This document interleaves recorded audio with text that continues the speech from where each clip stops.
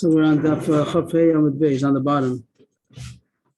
We're talking about verification of a Kohen, which came in with a few agavs. The Gemara still up to is about 1, 2, 3, 4, 5 lines from the before it spreads.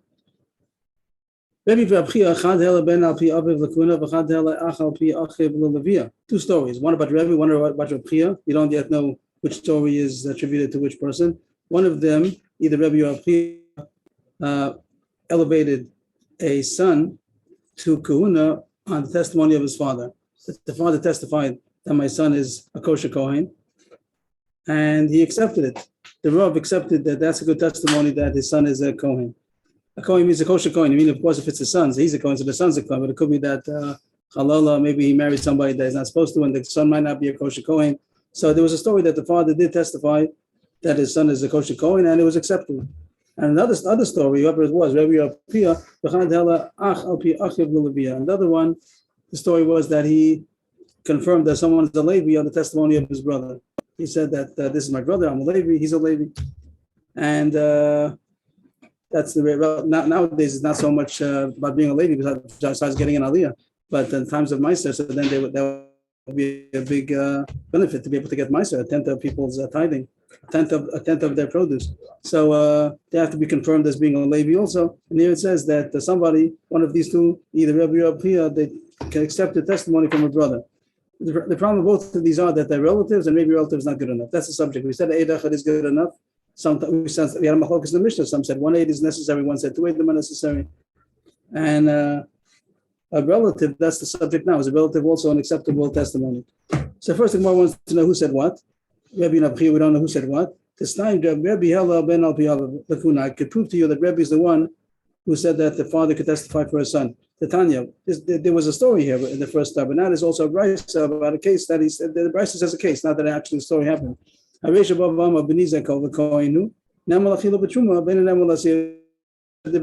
talking, and he says this halacha that the father's not to stand the son that he's a Kohen, as far as eating truma, not as far as marriage. Whatever we said the issue of marriage might be.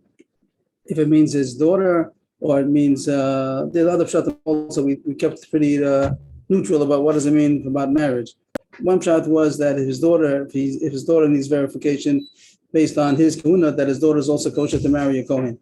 But here it says that Rebbe is the one who accepted that. It says halacha is that a father is tested, and one is son as a as far as Truma goes. And Abchia, that's what someone's going to say. The Rebbe is the one who holds he could. Abchia seems told that you cannot. It's not acceptable. So the story before that said there was somebody, one of the two, either Rebbe or Abchia, that elevated on the small farm. You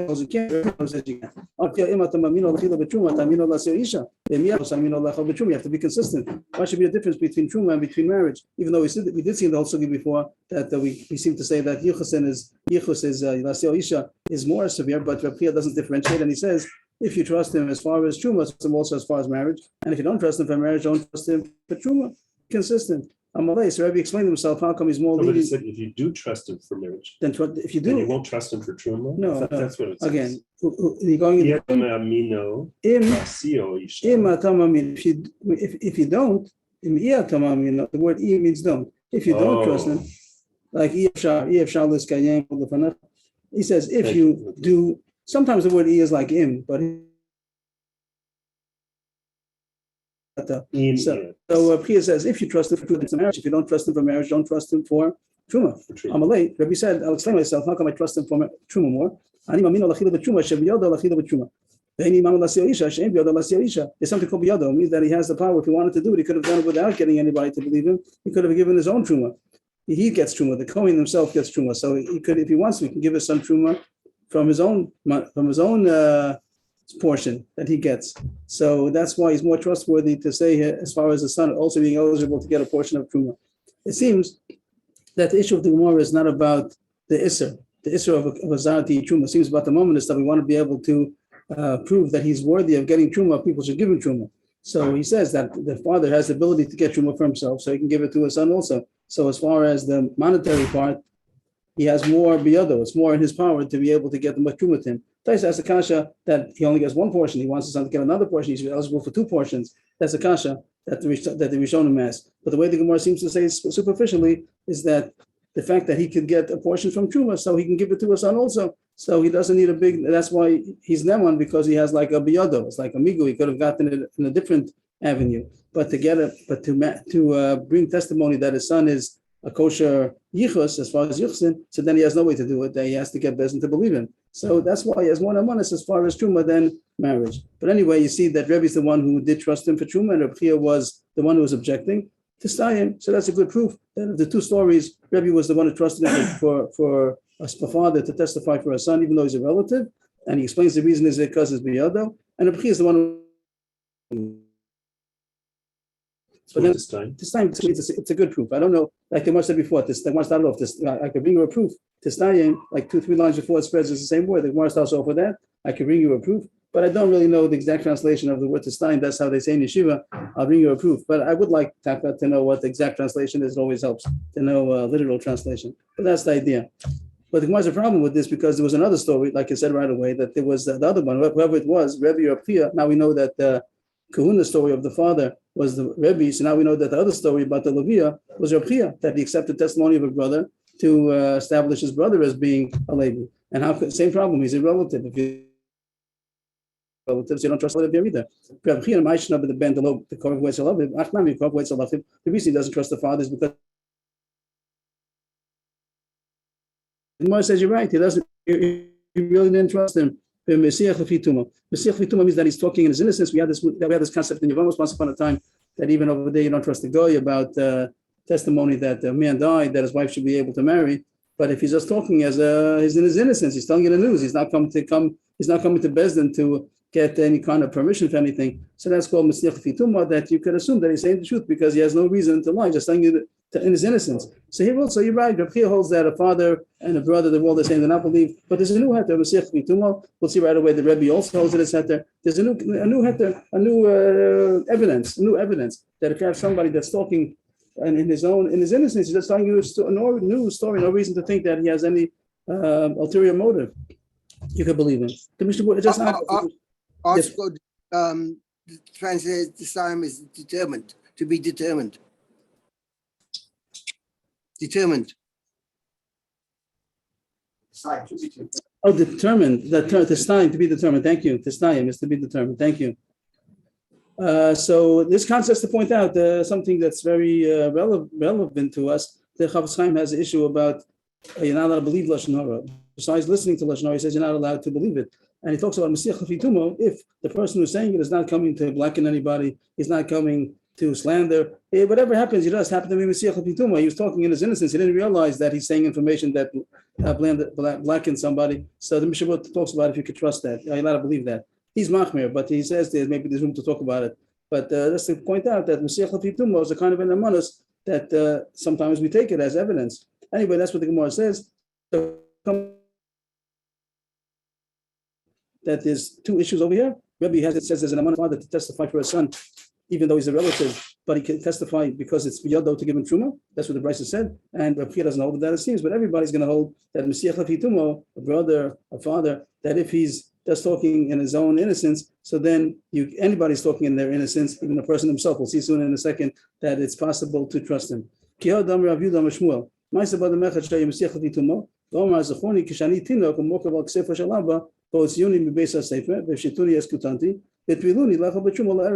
There was a story of the person that he was just talking. He wasn't coming to say testimony. He wasn't coming to Bezdin or to the Rav to prove himself that he's a Kohen. He just says, I remember when I was a kid that I was riding on my father's shoulder and they took me out of the cheder and they took off my clothing and they immersed me in the mikveh to eat truma. So he was saying the story of his youth. He was saying an interesting story. He wasn't coming to prove that he's a Kohen. And they said that that's enough to prove that he's a Kohen because the person himself, not a relative, the person himself was Mesiach Lefituma about his own experience. And he remembered that as a kid. So you see that you do trust Mesiach Lefituma. We didn't finish the psak yet. That's what I was going to say. That was a story that the Brisa started off. And Reb Chia Mesayimba l'chaveri b'deilin mimeni v'yikor nosi yochanan ochel chalos. Reb Chia ends off the story Rav Chia says the end of the story was also that he also said that my friends would stay away from me and not to touch me because they knew that I was Tohor after I went to the mikvah, that they shouldn't make me Tameh. And they used to call me Yochanan, the one who eats chalos. That means they call me Yochanan the Kohen who gets Truma. So that was a Masech Vituma of the person himself. Well, Rebbe Lakun Alpiv, and Rebbe elevated him to the status of Kuna because on his own mouth, Masech Vituma. Here you see Rebbe also happens to hold like that. Rebbe, Rav Chia, both of them hold the Masech Vituma. There's no machlokas about that. And Rav Chia, the story that he had said somebody could be a Levi on the testimony of his brother, because the brother wasn't coming to testify that I'm a Levi, my brother's a Levi. He just was saying a story, whatever the case was, that they came into the discussion that they're Levium. So that's the end of the end of that issue. What do we talk about? Machlokes, if a relative, if a father, not any relative, it seems that even, I'm not sure if other relatives, but a person who's eligible to Truma, so even though he's a relative, he's allowed to testify that someone's a Kohen, according to Rebbe, to get Truma, not as far as Yuchsen. And the reason is because it's Biyado, and Rav Chia seemed to argue. And there's another issue called Masech Lefituma that everybody agrees to, that you could trust on Masech Lefituma. New issue. Rav Shimon ben Elazar Omer. Just like Truma, if somebody's gets Truma, eats Truma, it's a proof that he's a Kohen. So too, getting Meiser Rishon is also a proof that could be presumed that he's a Kohen. And that needs explanation because as far as we know, Meiser Rishon goes to the Levi. And also nothing's holy about it, you're allowed to eat it. It's just a present to the Levi. So what does that have to do with Kuna? So this statement needs explanation. There's the end of the brisa, which the Gemara is going to come back to at the bottom of the page, which right now we don't understand. It says, that's the words of the brisa. It seems to mean that if somebody gets in a portion of whatever it is, Truma or Meiser Rishon in Bezdin, so then it's not good enough. And that is not going to make sense because Bezdin is the best place to get it. The Bezdin is there and they're authorizing it. So what could be wrong with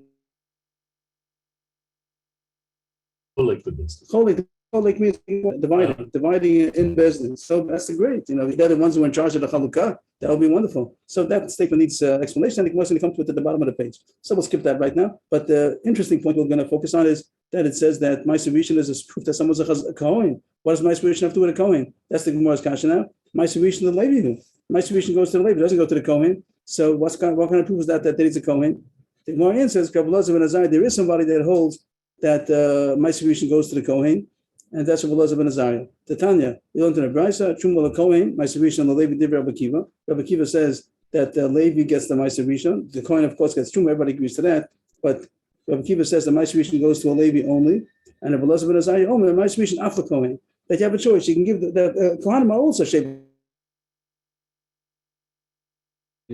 Kohanim also. So according to Rabbi Kiva, you cannot give Meiser to a Kohen. According to Rabbi Elazar ben Azariah, you may. But that doesn't answer the kasha yet because it says Meiser Rishon is a proof that he's a Kohen. If Rabbi Elazar ben Azariah just says that a Kohen is also eligible to the Meiser Rishon, doesn't mean that as a Kohen. It can be a Levi just as well. And that's a Mars kasha. Rabbi Elazar ben Azariah after Kohen. He just says that a Kohen is also eligible. But the Kohen below the Levi miyama, did he say that only a Kohen means if only a Kohen is eligible? So then we understand if he gets Meiser Rishon, he's a Kohen. But it's not true. Nobody else like that. Rabbi Kiva holds a Kohen cannot get. And Rabbi Elazar ben Azariah says a Kohen also could get, but a Levi surely could get. So that's not a proof that he's a Kohen. The Gemara says, yes, in Pasuk Kansinu Ezra, there was a knas, there was a penalty that Ezra penalized the Levium, and it doesn't say fresh in the Pasuk. Tosfos points out there's no such Pasuk openly. That's the story that when Ezra was the second Aliyah, and over there it says that we were ready to go, and they were by the river Ahava, something like that. And he looked around with no Levium. He was taking count of who's there, and he saw the no Levium, and he sent somebody, a delegation, to get Levium. They got about, I forgot if it was 18 or 28 Levium.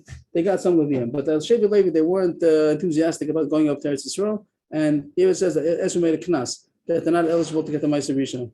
So Tosfos talks about where you see that in the Psukim. He has a couple of choices where you might see that. That's the Tosfos over here. Just to point out, Tosfos Basar, they consider about 10 lines down in the wide lines. So you don't find openly in the pasuk that there was such a knas, but then Tosfos goes to find certain Ramazim that you can see it in the pasuk. He brings about 3 pshatim altogether, where you might see it. But the Gemara says that Ezra made a knas, and it comes out that the knas was that it only goes to the Kohen. It only goes to the Kohen. So that would be a proof. So far, it makes sense that according to this Rabbi Elazar ben Azariah, together with the knas that Ezra made, so it goes only to the Kohen. So if you see somebody getting Ma'aser Rishon, that's a proof that he's a Kohen. But the Gemara still is not satisfied. Maybe it happened that they did give the Levi. It means that the knas doesn't sound like it's usher for a Levi to eat it, and you can't give it. He's supposed to give it this knas of Ezra, but still the Gemara is not satisfied that it's going to be a proof. It's enough proof that he's a Kohen. I'm not sure. Tosfos points this out also, that you see that it wasn't absolute, that you cannot give it to a Levi, but he said only give it to Kohanim. But it seems that even according to this knas, it was not mamash also to give it to a Levi. So the Gemara is still not satisfied. How can you prove? Because he got Ma'aser Rishon.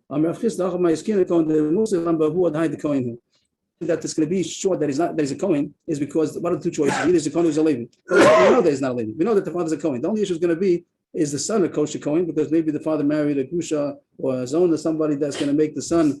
Yeah, thank you. That the only question is going to be, is the son a Pasal Kohen, a Cholol. So there's no son of a Levi. If we don't know anything about the lineage, so that is not a proof that he's a Kohen. It might have been a Levi, but he's not a Levi. The only choice is he a Kohen Kasher or is he a Cholol? So then, by getting Ma'aser Rishon, that's going to be the proof that he's a Kohen Kasher. Here's how the Gemara reads, that we knew that his father was a Kohen, but a rumor went around that the son is the son of a divorced woman or a Chalutza woman, and that makes him to be a Cholol. And now they see him giving him Ma'aser Rishon by the side. So Levi, the words are a little funny here, and I saw that all the Kisvei Yad, all of the earlier editions, it has a couple of words different. Either take out the dalet if you want, that's easy. Levi, love Levi. Like, is he a Levi? Surely not a Levi. We know he's not. We know his father's a Kohen. Most of the Gesos will say Levi, lo is stapiklan. You have no suffix that he's not a Levi, but it's not a Levi. So we know he's not a Levi. But the way it says over here, Levi, to love Levi, the words are a little strange. So you have to either take out the dalet or add in a couple of words. But that's the idea, that he's surely not a Levi. So the only question is, maybe it's Ben Grusha. That was the whole suffix about him. Michael and maybe Ben Grusha, Ben Chalutza. Now that we see that he's getting Ma'aser Rishon, we know there's a kosher Kohen. Why is that? There's a question if a non-Kohen is allowed to eat, a non-Levi is allowed to eat Ma'aser Rishon. We hold that, yes. We hold that everyone's allowed to eat Ma'aser Rishon. It's not holy, and everyone's allowed to eat it. But there is a mandam, I think a merit was, we had that on the side. It says here, Yevamis, that's the only place. It says Yevamis Ayin Dalet, Pei Hey, Pei Pov. That's the place in Yevamis where it says mandam that says that Ma'aser Rishon is not allowed to be eaten by Yisrael. So that it surely makes sense that this would be proof that he's a kosher Kohen. He's not a Ben Grusha Ben Chalutza. They'll have a Yavole. They wouldn't give him because he's not allowed to eat it. But even if you hold that he is allowed to eat it, that the way we hold that anyone's allowed to eat it, but they don't give it to him. He's allowed to eat it, but it's not that they give him a portion. The mispak, I didn't notice that word to supply. I'm not sure the mispak. I didn't notice that word. Anybody has a translation? The mispak. The point is to say that he's allowed to eat it, but not that we're going to give him a portion. So that's the end of that Gemara, and it makes sense now that Shita that said, Blashem Allah said that Ma'aser Rishon could be a proof that he's a Kohen. That's if you hold that Ma'aser Rishon is also eligible to give a Kohen, and even though a Levi also could get it, but we know that the father's not a Levi. We know the father's a Kohen. The only question is if the son's a Kohen or not, because maybe he's a Ben Grusha Ben Chalutza. If he got a portion of Ma'aser Rishon, it must be that as a kosher Kohen. But the sapek is to supply. Supply. So what does that mean? Supply and so you're allowed to supply him, but you don't apportion him. I'm surprised. If it would say that he's allowed to eat it, he's allowed to eat it. You're not supplying him. Supplying sounds the same thing as giving him a portion. I guess the idea is going to be to supply means that you're allowed to give him to eat, but not that you're going to give him a portion, an official portion, when he gets the division by the silo or something like that. Okay, that's the idea. Okay, Yeshikov. So what do we have? That is sometimes there could be a mandama that says that Ma'aser Rishon is a proof that he's a Kohen. We don't pass like all this. We pass in that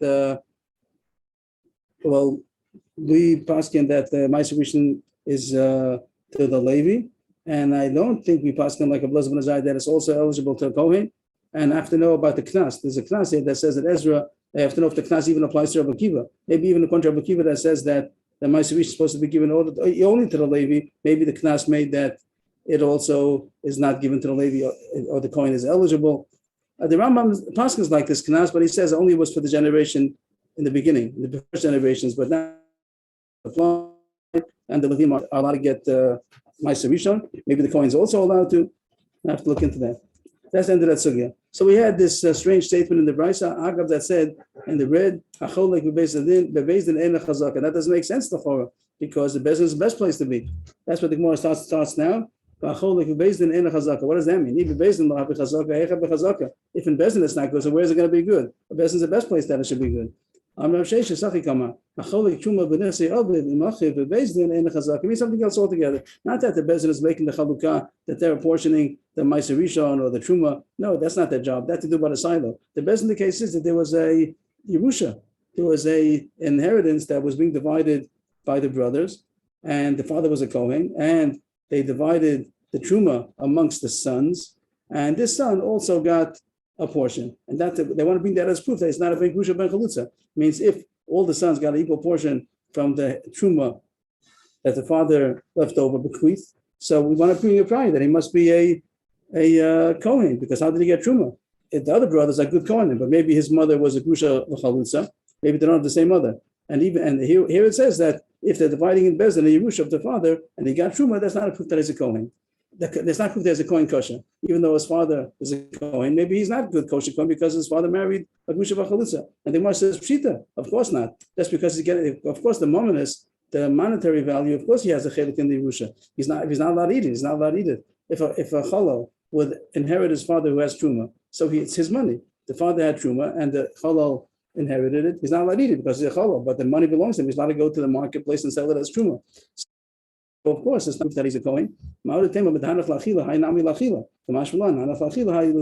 think that if they made the division of the Yerusha equally and they gave everybody for Truma, all the sons got Truma, since the other ones are getting it in order to eat, then it must be he's also getting it to eat, that they divided it for the same purpose. So as much as said, and the Chiddush is no, that even though they got it to eat because they're kosher Kohanim, it could be he got it because he's a chalal and he's eligible to the monetary value, but he's going to have to go to the shuk to sell it because he's not allowed to eat it. So it's not a proof. That's all the Brisa meant to say, that even though the sons are getting a division and Bezdin of the Yerusha, and he's getting Truma like everybody else is getting, it doesn't necessarily mean that he's not to eat it. He might be a chalal, and therefore it's not a proof that he's going to eat it. And maybe he's not a chalal, he's a chalal, and he's not allowed to eat it. So that wouldn't be a proof.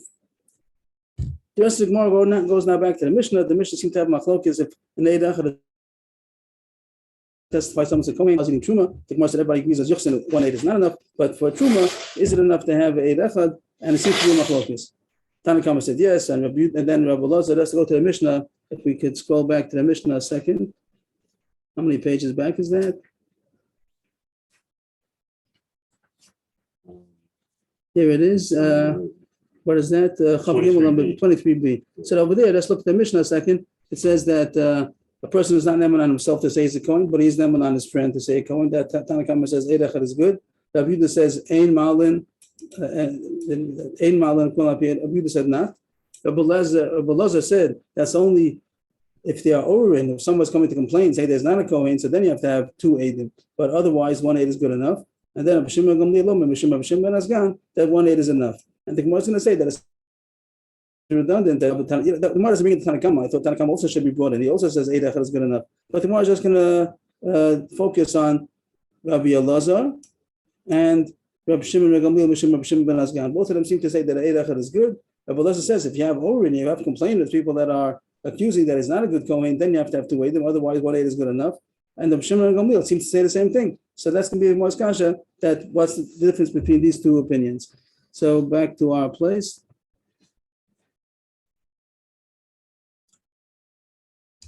Six lines in the bottom. And etc. And Rabbi Shimon ben Elazar says if there are no Orin, then 1 Eid is good enough. And Rabbi Shimon ben Gamliel, Rabbi Shimon ben Azgan says the same thing. And that's the kasha. Rabbi Shimon ben Gamliel, and Rabbi Elazar.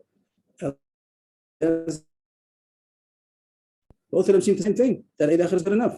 Rashi points out that we're not going to say, in the Mishnah, I think that I understood that Rabbi is going to be lenient, even if there are Orin. That's how I read the Mishnah, that even if there are people that are accusing that it's not, also Eid Echad is good enough. Rashi Sabayas tells us that cannot be. Here's the Rashi.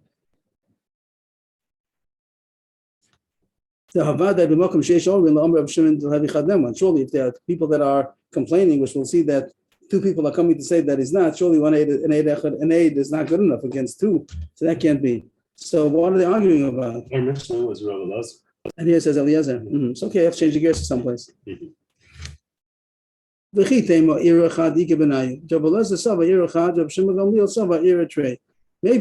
Rabbi Eliezer is a chumrah. Rabbi Eliezer says that there's any kind of complaint, you have to have a complaint of one aid. Even if one aid is ma'ar, that he's appealing and saying that he's charging, comes with charges that this person is not a kosher Kohen, then Rabbi Eliezer holds you have to have two. And Rabbi Shimon Gamliel is coming to say that only if there's a complaint of two, that one is believed against one. If one complaint, then one could say that it's kosher, one could verify it. If you have two, then if you have two Eidim that are saying it's not a Kohen kosher, then you have to have two. But that can't be. Rabbi Yochanan Divya Kol in the Prochas Mishnayim. Everybody holds that less than two is not considered a charge, and if only one aid is saying it's not a kosher Kohen, it's not a problem. So everybody would hold that if there's only one person, then surely an eid echad is good enough. Right. We're coming out that there's no error, so then eid echad is good enough. And if there is an error, which means an error of two, you surely have to have two. So what is everybody arguing about? Now we're going to try to figure out a case that they're arguing. So it's going to be a fancy case. It's not going to be simple. Everyone holds that eid echad is good, but the Gemara is going to find a case where there might be a machlokus. The Kohen. We know the father's a Kohen. That's not the question. The question is only about the son.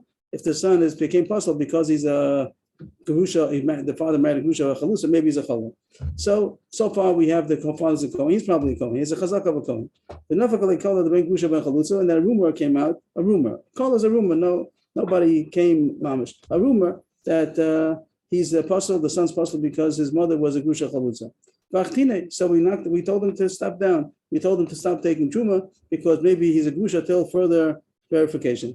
And the Eid Echad came and verified him.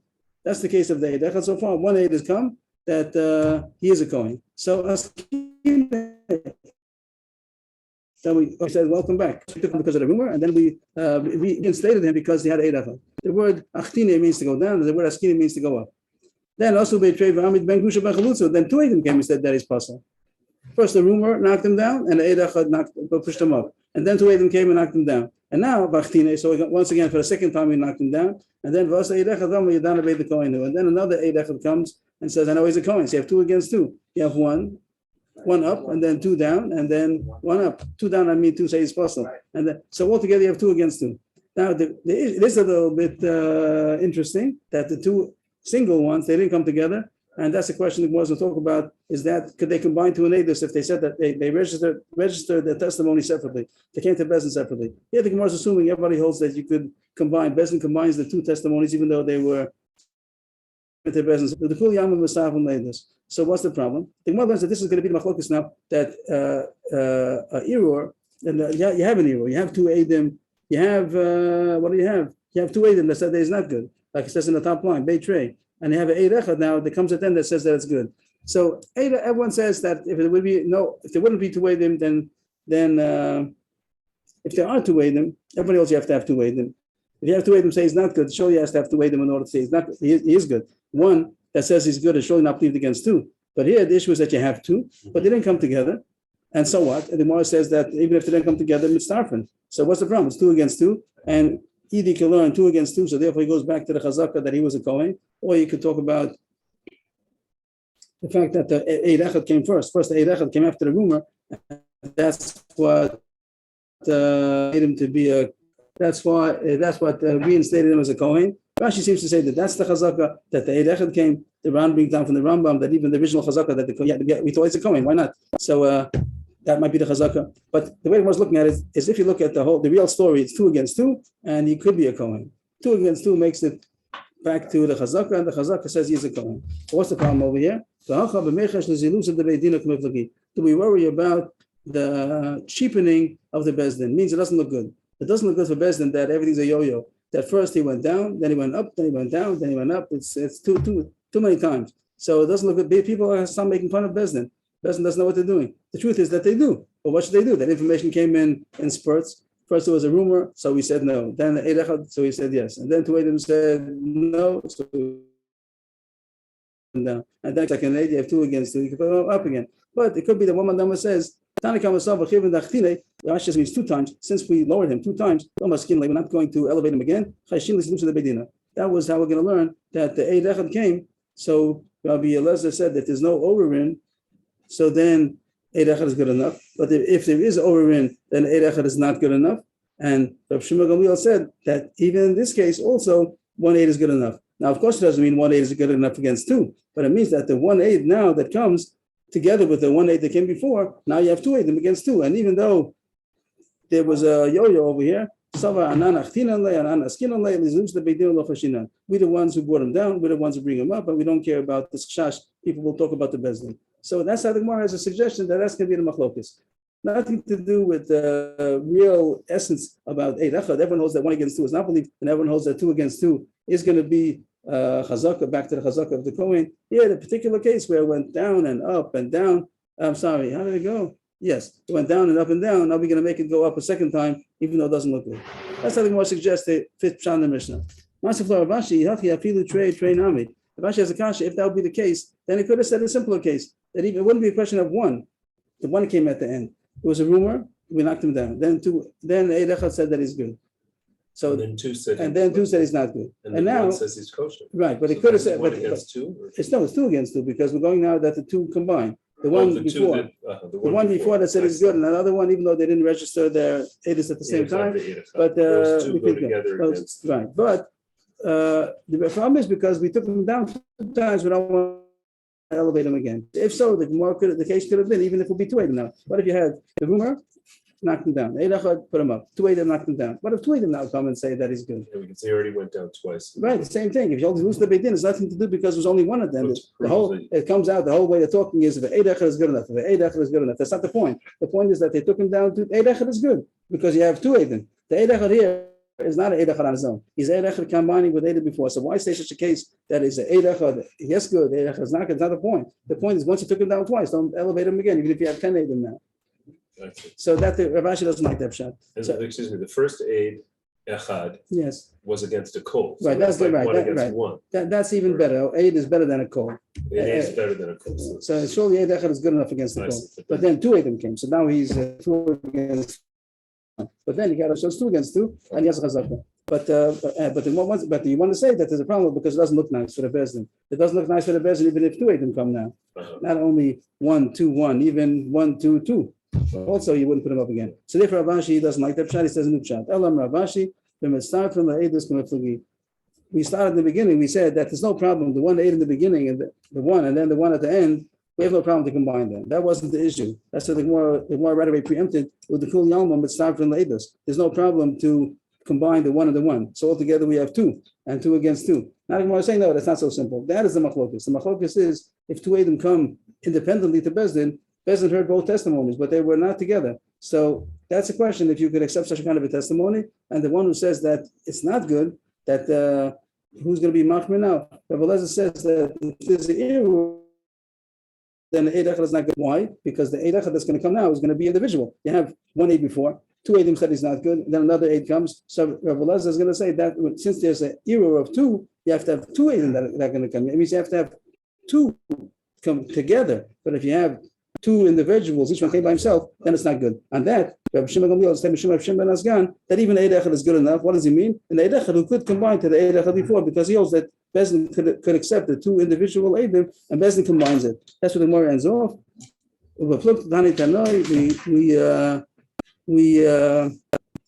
a machlokes tanam about this issue, and we're going to say now that this machlokes tanam in our Mishnah is the same machlokes as over there. The Tanya we learned in the Brisa. The Brisa has 2 points. And we're really only interested in the second point. The first point is that's one machlokes, which is not relative to us. That according to Tanakama, you only could say edus if you're talking about the same thing that you saw. You saw the same thing. 2 Eidim come, they saw the same thing. Then it can be mitzarev. But if not, Rashi says the case will be. Let's say one of them testifies that I saw the loan, and the other one says I heard a admittance from him that he owes the money. So they both are saying that he owes him $100, but how do you know it? I know it because I saw the loan. I know it because I heard the admittance. So that's Tanakama says that it's not good. Ibn Kocha says even if they saw different things, but they're all testifying to the same point, then that he owes them there's a loan of $100. So everybody, they could be mitzvah. That's one point which is not relevant to us. We're talking about that they came to Bezdin separately, and that's the second part of the brisa, and which is Rashi says it's not every Shulman Kocha talking anymore. This is already Rabbanan against Rav Nosson. That the testimony is not established in Bezdin, only both of them testify together. They have to come to testify together. Rav Nosson says not. Rav Nosson that we could hear each one of them individually. We heard one today, we heard another one tomorrow. That's going to be the pshat in Rav Shimon ben Gamliel in our Mishnah, that even if there's an error of two, we can listen to one. Of course, you have to have a combination of another aid that said it before. But that's the point, that one and not one is good enough now with the combination of the one that said it before, and we could combine that two testimonies. That's what it costs. That's what it says. I didn't look into it. That's why the base seems to say that you don't have to hear the testimony together. They can come separately and we accept them. What I thought your meant complaint. It doesn't mean complaint. Irwar could mean a complaint. Irwar means really like to when you are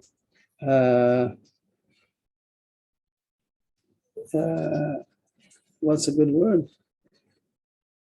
Anybody in our scroll that what the word Irwar, all these Irwars over here that we're back to the Mishnah We're talking 23b. about one or two, right? So How many people were the ones? Oh, I have an article right here. If the word nowadays, the word Irwar means an appeal. An appeal in court is called an Irwar.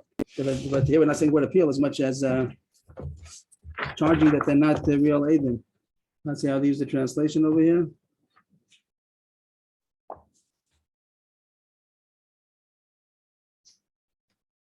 Challengers, okay, challengers. That's how the article does. The word la'ar, sometimes it means like you when you shake something. It doesn't mean literally. I don't mean literally to shake, but you're taking away or something like that. I mean, over day. So I'm not sure if that's so. That's as far as I prepared, even though it's quite early. But a shorter session today. So B'ez Hashem, we should see the Binyan Beis Hamikdash, and all of our avelos should be accepted by Hashem, and we should all be zocha to be misabel the way we're supposed to, and Hashem should accept our fast, and everyone should be able to fast, and we should see the Binyan Beis Hamikdash b'karov. There's no learning on Shabbos, Motzei Shabbos, because it's Tisha B'av, and it's a little bit surprising that Daf Yomi schedule didn't take out Tisha B'av. You're not supposed to learn on that day. Only things about Eicha and Velos and Kinos, and after that Tzom also we came out that it's a little too difficult, so we'll hold it on for Monday morning. And Monday morning I can't start at the regular time; I have to be away, so I'll have to start at 10 o'clock. Whatever that's good for. There are many shiurim that are out there, and if anybody needs a shiur, so there are other places, very good shiurim. I hope. Nothing like this one. Nothing like this one. Nothing like this one. They're also 6 pages ahead, but you can go back there. Thank you, Reverend Nissan. Thank you. All right, thank you. Good Shabbos, everybody, and it should be in the Chamas Yerushalayim and Sechzen Le'inenu v'Shuv Chol Zion B'Rachamim.